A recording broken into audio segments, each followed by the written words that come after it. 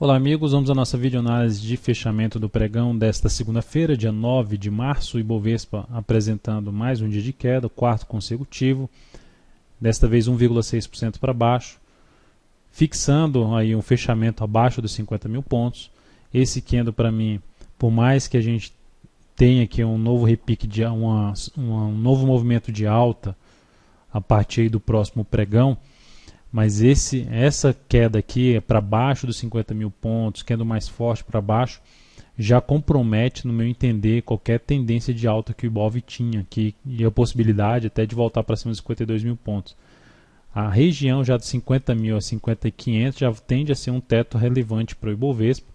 e depois disso, antes mesmo dos 52 mil pontos, uma região aqui de 51 mil pontos já tende a ser outro patamar também de dificuldade num repique de alta, num movimento de alta aqui no gráfico diário do Ibovespa. Isso aconteceu em diversos ativos que aceleraram, vinha com um movimento de correção até interessante para buscar a compra e acelerou bastante o movimento para baixo, que para mim é aquele candle que, em vez de gerar o início de um movimento de subida, reverte a tendência no sentido de aumenta-se a chance de ter um topo mais baixo do que o topo anterior e, consequentemente, isso é um sinal de mudar a tendência de alta para uma tendência indefinida. Então, a partir de agora,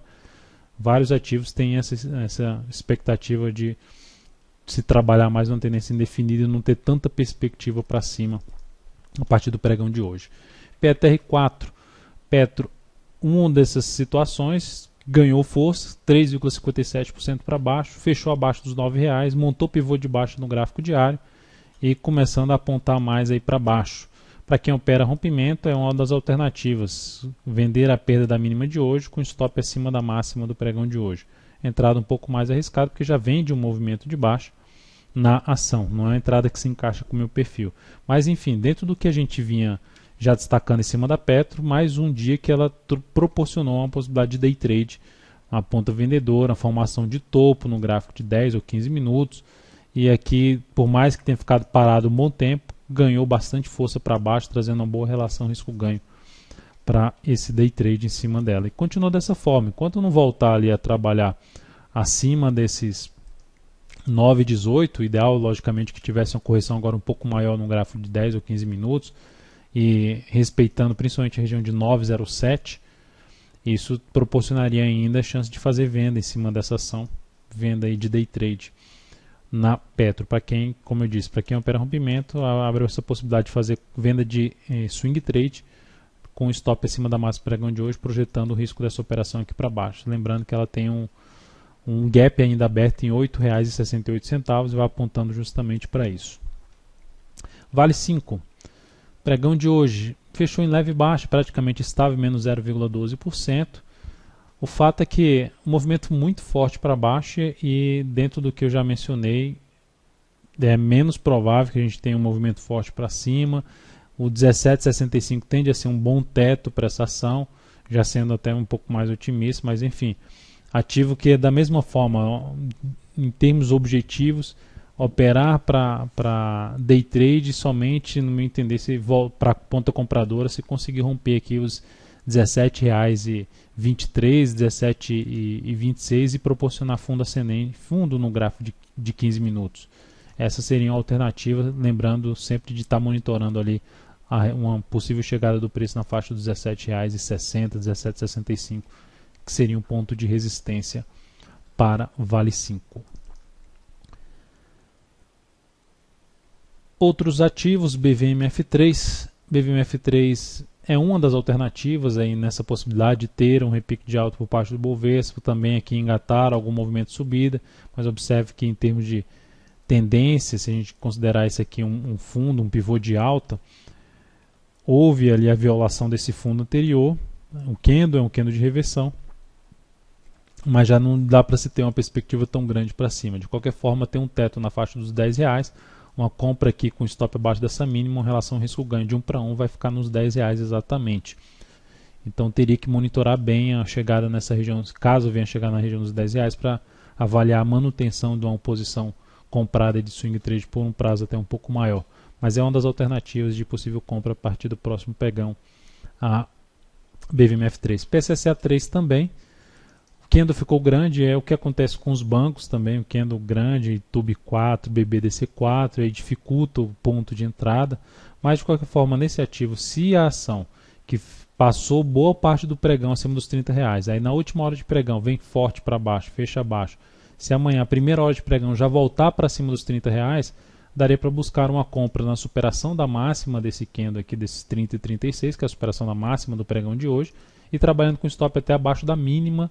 do pregão, aí, do próximo pregão. Ou seja, não daria para colocar o stop muito abaixo, porque o candle ficou muito grande. Aqui no meu entender o stop ficou grande aí na PSSA3. Mas essa seria uma alternativa aí de uma compra tentando pegar um movimento de subida que possa voltar ali para um nível de 31,26, 31,40, pontos de avaliação numa possível chegada do movimento de subida lá, nesse patamar. BRKM5, pivô de alta, na realidade, candle que sai de uma lateralização, depois de ter ganho força para baixo, aí ganhou força para cima. Para quem opera rompimento é algo semelhante a Petro, comprar ali a superação da máxima do topo anterior, pós-candle de força, com stop abaixo dessa mínima, tentando projetar pelo menos o tamanho desse candle aqui para cima para ter o objetivo da operação. Não é um ativo que eu teria uma perspectiva tão grande para cima, o movimento foi muito forte para baixo no gráfico semanal e já vinha sofrendo para subir, não é agora que ganhou força que eu vejo que vai sair. Ou seja, eu não consigo identificar essa probabilidade tão grande que vai lá em cima, lá na faixa dos R$15, anular esse forte candle de baixo aqui com máximo em 15,12 no gráfico semanal. Então, no meu entender,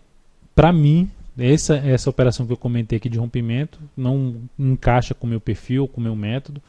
Está mais para eu aguardar uma devida correção de todo esse movimento, de toda essa tendência aqui de alta do G60, pelo menos uns 2 pregões, para avaliar a compra aí de fundos acima dessa faixa aqui de 13,16. CIRI3. CIRI3 com o candle de hoje, a ação que vinha numa tendência de alta, ela anula essa tendência de alta. Ela mata ali o fundo anterior, ela viola o fundo anterior em apenas 2 candles, muito forte para baixo, inicia um movimento de baixo no gráfico semanal. Por esse motivo,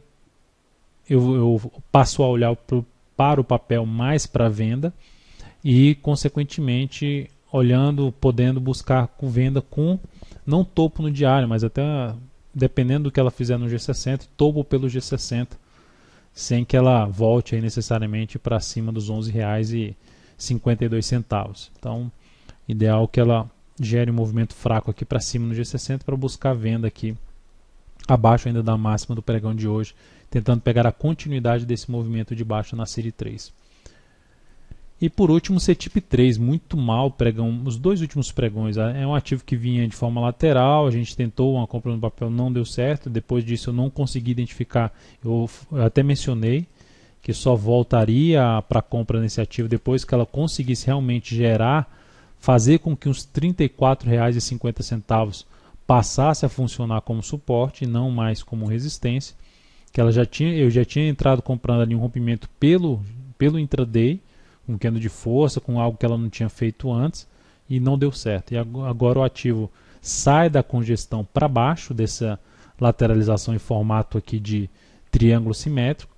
saiu na sexta-feira forte para baixo e acelerou muito no pregão de hoje, queda de 7,6%. Para quem opera ali suporte, bateu no nível de suporte, aí teria que arriscar bastante aqui comprando superação da máxima desse último candle do G60, stop na mínima, tentando pegar aqui um repique de alta na CTIP3. Não é o meu caso, é um papel que eu vou ficar avaliando aí o comportamento do preço nos próximos pregões em busca de novas operações em cima desse ativo, seja na ponta vendedora ou mesmo ponta compradora, mas nesse momento com a tendência de baixa de curto prazo e apontando também para uma tendência de baixa de médio prazo, fica mais para a ponta vendedora. Então é isso, amigos, muito obrigado por sua atenção e também pelo acesso diário ao site daltonvieira.com. Um grande abraço e até a nossa próxima videoanálise.